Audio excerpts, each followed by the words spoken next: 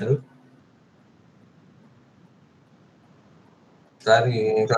Clarissa bisa dengar suara saya? Bisa, Pak. Jelas? Bisa, Pak. Bisa ya? Oke. Sebentar ya.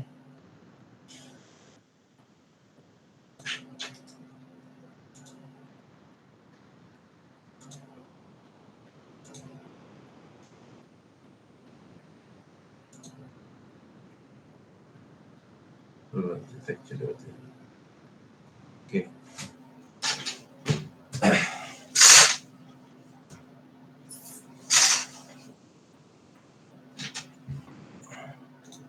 Oke, ada bisa on cam?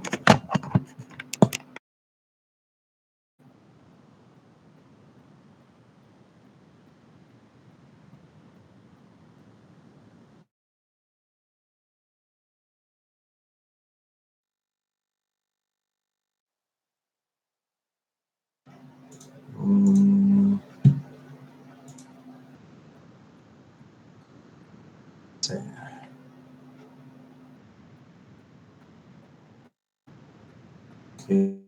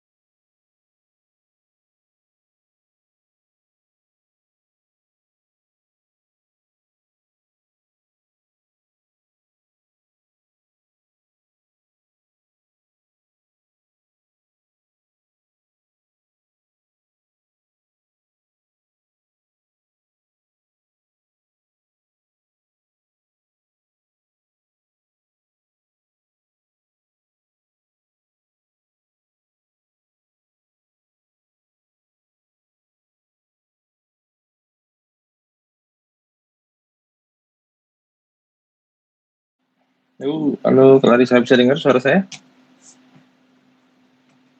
Bisa, Pak. Bisa ya, oke. Sorry, ini agak jaringan di kantor agak lelet. Saya pindah ke handphone dulu. Oke, sudah hadir semua ya. Hari ini kita mulai kuliah perdana tentang arsitektur tradisional ya. Jadi hari ini kuliahnya akan fokus pada kontrak kuliah dulu ya.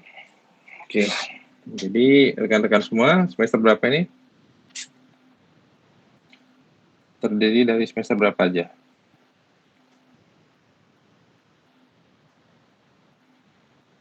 Ya, Clarissa, semester berapa?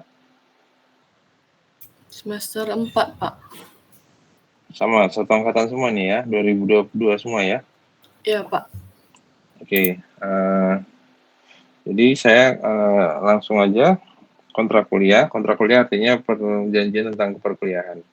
Sebagaimana kita ketahui, perkuliahan ini dilakukan 14 kali pertemuan, bisa lebih kalau diperlukan sampai 16. Jadi kontrak pertemuan itu kewajiban hadir adalah sesuai SK Rektor adalah 80%. Yang dimaksud dengan kehadiran 80% itu dari 14 kali pertemuan itu Anda harus hadir minimal 80%-nya. Atau sekitar 12 pertemuan ya. Kalau kurang dari itu, Anda tidak bisa mengikuti ujian akhir semester atau dianggap sudah gagal ya di kuliah ini. Jadi tolong dijaga tentang kehadirannya. Jadi 2 kali kehadiran itu atau 20% itu diharapkan digunakan untuk bila ada hal-hal yang emergensi ya, atau yang hal-hal yang tidak bisa dihindari seperti mungkin ada kegiatan keluarga yang penting atau sakit ya. Jangan digunakan untuk hal-hal di luar itu ya. Jadi sebisa mungkin Anda hadir seluruh pertemuannya 100%. Sudah dapat dimengerti? Bisa ya? Oke, udah paham. Nah, jadi bagi saya, mungkin ada yang baru kuliah dengan saya itu e-learning, kita absennya menggunakan e-learning saja. Nanti bakal ada absen fisik yang kita tanda tanganin, tapi itu hanya formalitas lah, itu nggak dianggap jadi absen yang menentukan 80% tadi. Yang 80% tadi dari e-learning. Dan di kuliah saya e-learning itu absennya nggak saya izinkan mahasiswa ngabsen. Nanti saya akan panggil waktu kita pertama masuk kelas. Yang pertama kita lakuin adalah kita hitung jumlah mahasiswanya. Misalnya mahasiswanya ada 30, oke. Lalu saya panggil satu-satu untuk mengisi absen e-learningnya. Saya ngisikan dengan panggil nama. Lalu kan keluar totalnya berapa, 30 orang atau kurang gitu kan. Jadi kita cocokkan sama yang hadir. Sudah selesai, baru kita memulai kuliah. Nah, absen dilakukan pada awal perkuliahan. Jadi begitu selesai kita ngabsen, kalau misalnya ada yang masuk ke kelas, terlambat lah kita sebut ya, atau masuk di kelasnya di 15 menit terakhir perkuliahan gitu ya, atau 5 menit setelah mengabsen, ya. Anda saya persilakan masuk, karena sifat kuliah ini adalah membangun, supaya Anda tetap bisa mengikuti perkuliahan.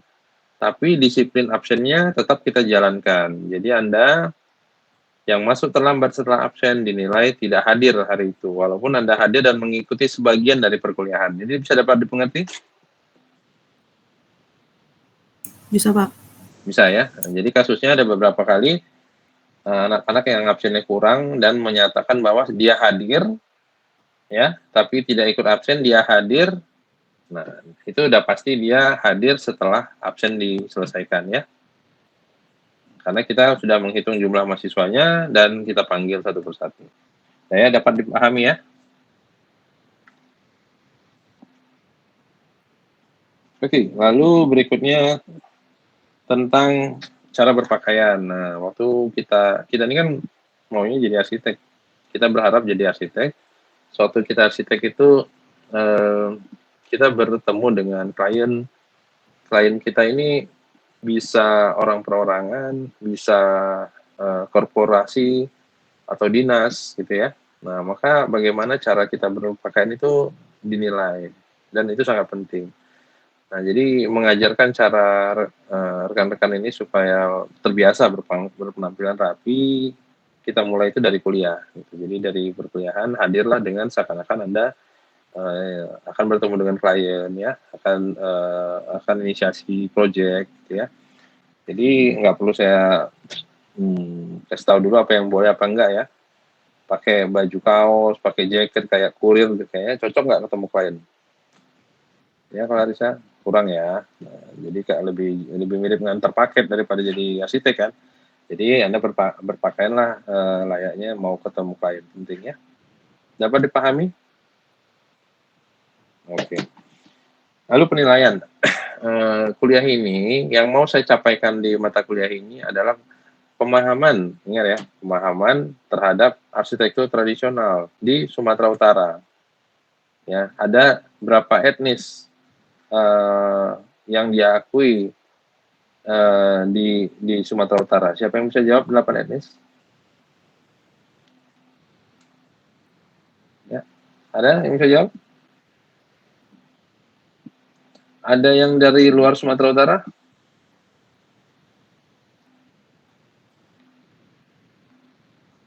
Ya, kameranya nyalain.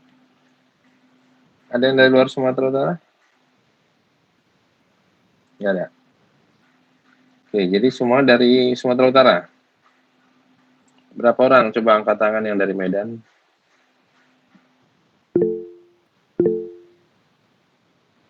Oke. Ya, raise hand yang dari tombol aja ya. Oke. Berapa orang yang dari luar Medan? Sisanya berarti?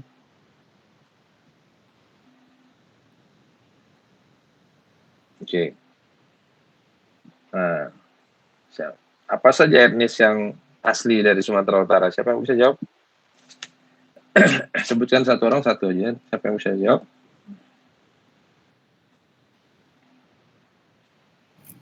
Ya, silakan. Ya, Batak. Oke. Suku Batak itu contohnya marganya apa? Ya, Wilson.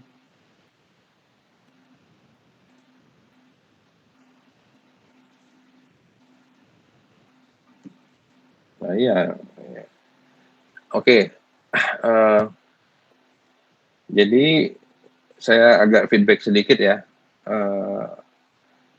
Februari yang lalu, Februari ini, awal Februari sudah berlaku namanya di Sumatera Utara berlaku lisensi arsitek. Jadi hanya arsitek yang berlisensi, ya. Arsitek yang saya maksud ini bukan arsitek yang mengaku-ngaku dirinya arsitek, tapi seseorang yang diakui oleh negara sebagai seorang arsitek melalui Dewan Arsitek Indonesia. Artinya orang tadi memiliki surat tanda registrasi arsitek atau STRA arsitek. Itu yang disebut arsitek ya. Maka arsitek yang berlisensi adalah pemegang STRA tadi, memiliki lisensi Sumatera Utara. Lisensi Sumatera Utara adalah lisensi yang dikeluarkan oleh gubernur. Bahwa hanya orang arsitek yang berlisensi lah yang boleh menjadi penanggung jawab bangunan gedung di Sumatera Utara. Nah, paham dulu sampai sini ya. Nah, jadi syarat dari mendapatkan lisensi tadi Anda mesti tahu minimal etnis yang ada di asli Sumatera Utara. Itu minimal. Nah, itulah cikal bakalnya kenapa mata kuliah ini diwujudkan. Sehingga mahasiswa kita nanti memahami dan sewaktu uji lisensi sudah memiliki pemahaman tentang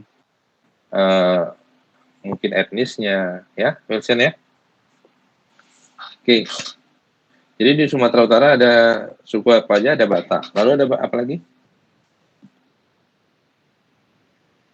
Melayu, Suku asli Pak. Sumatera, Melayu. Ya, jelas, Melayu. Lalu ada apa lagi? Ya, silakan jawab. Suku Nias, Pak. Nias, sudah 3. Oke, lalu? Ada 8 ya. 5 lagi.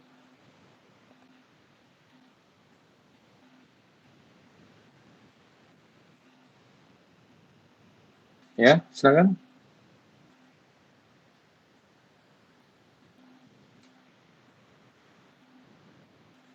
Ya, Noventia ada? Ada Pak, ada Dairi, Pak. Kamu Damani, Noventia Damani. Kamu orang apa? Suku apa? Simalungun, Pak. Batak Simalungun. Simalungun, kan? Ya, Pak. Ada Ada. Batak Toba, ada Batak Karo, Dairi, Pak. Nah, Simalungun juga ada, kan? Oke, lalu?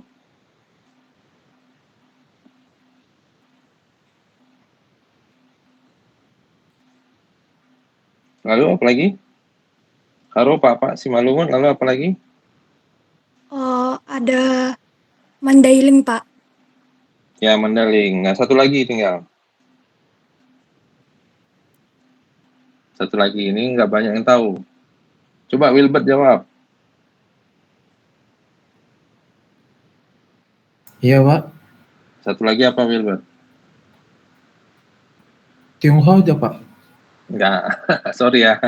Itu nggak diakui suku etnis di Sumatera Utara. Suku asli. Ada orang Tionghoa di Sumatera Utara. Tapi tidak dinomenklaturkan, tidak di... karena suku Tionghoa itu dianggap pendatang. Ya, karena dia nggak dari situ waktu dari era zaman sebelum apa namanya, zaman batu muda ya. Jadi memang suku itu udah berabad-abad ya. Oke. Jadi suku namanya Angkola ya. Ya, Angkola berada di Mandailing, di antara Mandailing sama Toba ya. Oke, jadi ada Melayu, Simalungun, Karo, Papak, Batak, Toba, Nias, Angkola, Mandailing. Oke, 8 itu yang dibuat peraturan oleh gubernurnya ya.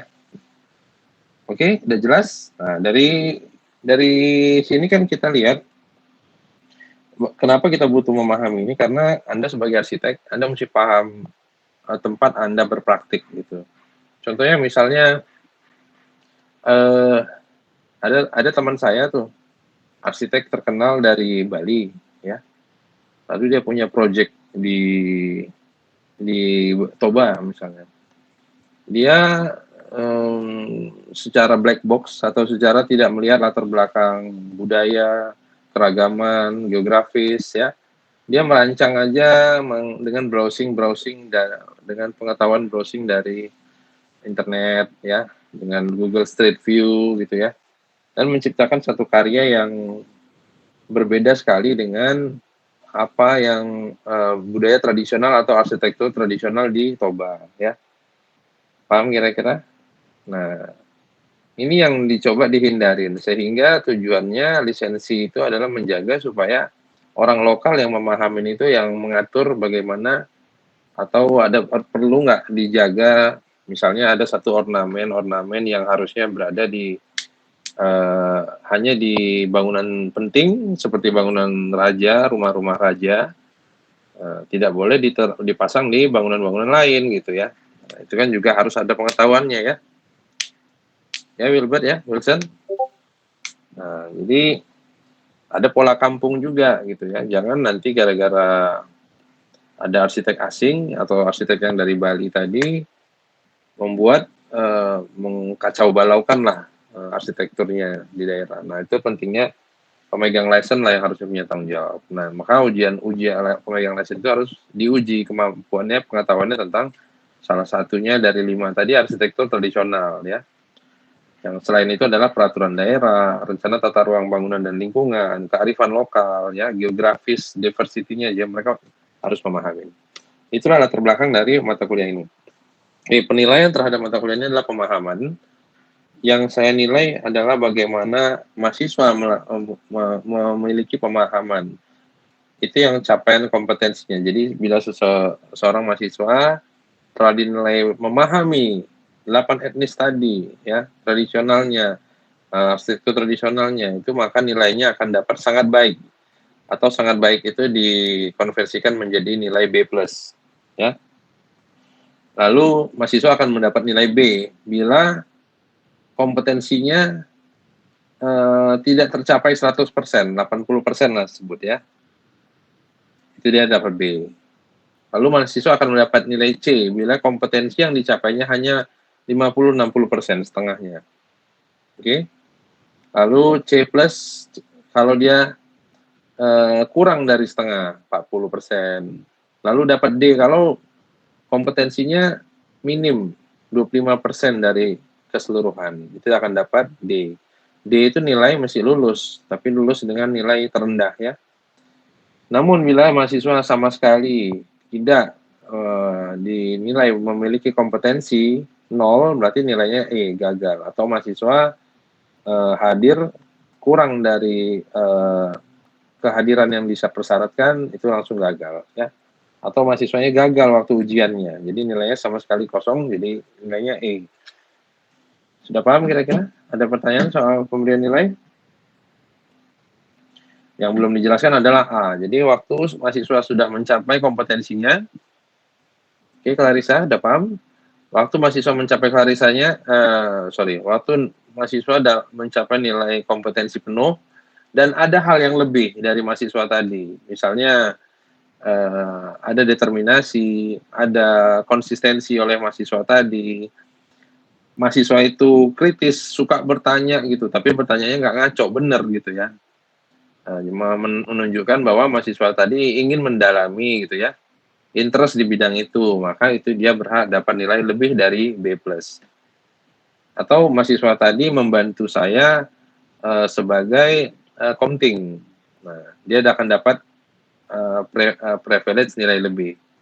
Tapi jadi komting itu bukan berarti nilai C jadi A ya, nilai C jadi C+, nilai B jadi B+, nilai B+ baru jadi A. Sejauh ini pemberian nilai sudah paham? Dapat dipahami? Ya, Clarissa bisa dengar? Bisa, Pak. Bisa, sudah paham? Sudah, Pak. Udah ya, ada pertanyaan?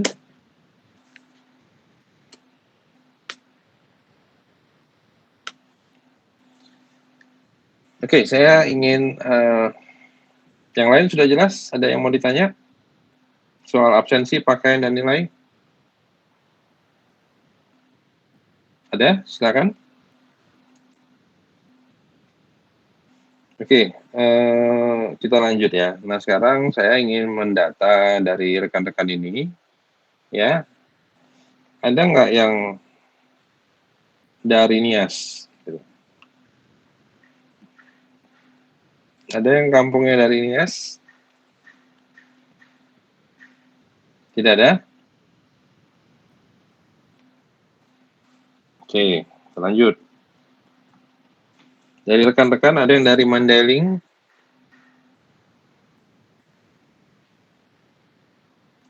Ada? Nggak ada? Kita lanjut. Ada yang dari Sibolga?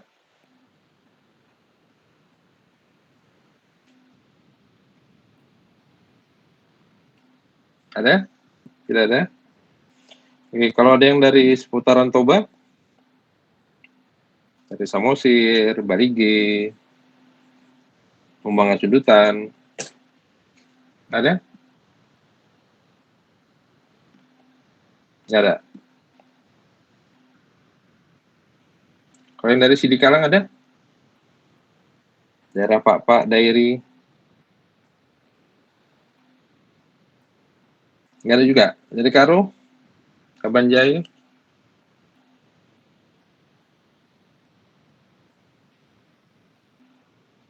Yang orang Karo nggak ada juga ya? Oke. Kalau dari Simalungun? Ciantar, Tebing, Ventia ya? Oke. Nah, dari Melayu, dari 50, dari Kisaran, yang pesisir utara, ada? Nah, oke, kita nanti rencana sebenarnya kuliah ini akan banyak jalan-jalannya gitu ya. Kita akan datang ke daerah-daerah tersebut, kita akan mendekatkan diri kepada 8 etnis tadi, dan kita akan mengulas baik itu rumah adat tradisionalnya, budayanya, pola kampungnya, ya. Kita akan melakukan itu. Jadi kalau misalnya ada rekan-rekan yang memang dari daerahnya, itu lebih membantu ya. Oke, ada pertanyaan tentang perkuliahan?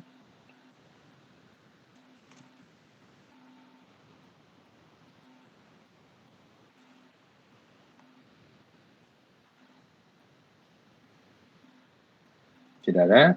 Clarissa ada pertanyaan? Nah, sekarang kalau belum ada pertanyaan, apakah sudah ada komtingnya dari kelas ini?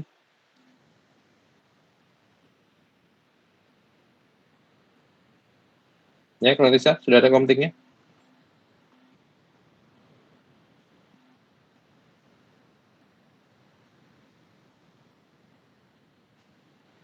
Ya, bisa dengar suara saya? Sepertinya sudah, Pak. Siapa komtingnya?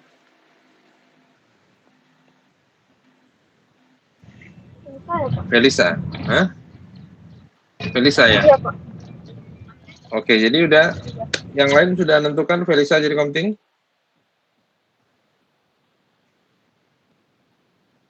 Gimana yang lain? Sudah, Siapa Pak. yang ngomong? Suaranya kayak lagi mabuk. Oke, kalau gitu kita Felisa kita resmi lah ya, kita terima sebagai komting untuk membantu saya mengelola kelas ini. Jadi Felisa nanti saya akan buat Google Classroom untuk kelas ini. Lalu Felisa silakan kalau ada grupnya sama kelas bisa, tapi saya nggak perlu ikut dalam grup itu ya, Felisa. Nanti Felisa, saya akan koordinasi ke Felisa, ngasih instruksi langsung ke Felisa, baru Felisa ke grup. Atau saya akan ngasih instruksi melalui feeder dari Google Classroom-nya. Oke, nanti setelah kelas ini selesai, saya akan WA-kan kode join untuk ke kelas arsitektur tradisional. Nah, dari situlah nanti submission tugas, materi tugas kita kumpulkan ya. Oke. Nah, jadi ingat Google Classroom ini kalau kita mengunggah file itu dia menggunakan kuota dari dari kuota 15 GB yang kita diberikan tiap akun. Jadi pastikan akun Anda itu jangan kepenuhan ya gitu. Jadi kalau akun Anda kepenuhan, waktu mengunggah nggak ada ruang ya gitu ya, mengunggah tugas dan lain-lain. Oke, pastikan akun Anda cukup punya memori ya, cukup punya ruang untuk mengunggah file. Kalau nggak nanti unggahannya jadi gagal ya. Oke, ada lagi pertanyaan untuk rencana perkuliahan kita?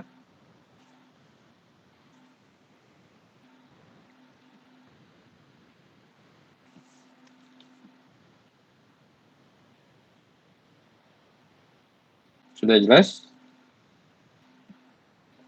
Ya, sudah ya. Oke, kalau sudah jelas, Felisa gimana? Ada pertanyaan?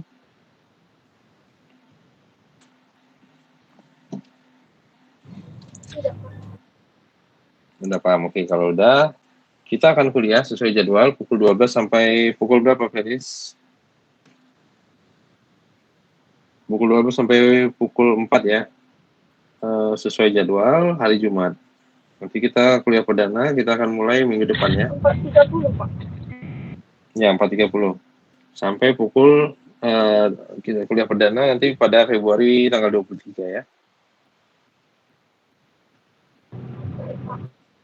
Oke, Felisa tugasnya nanti akan membantu saya minimal menyediakan penghapus sama spidol ya. Nanti bisa diambil dari prodi.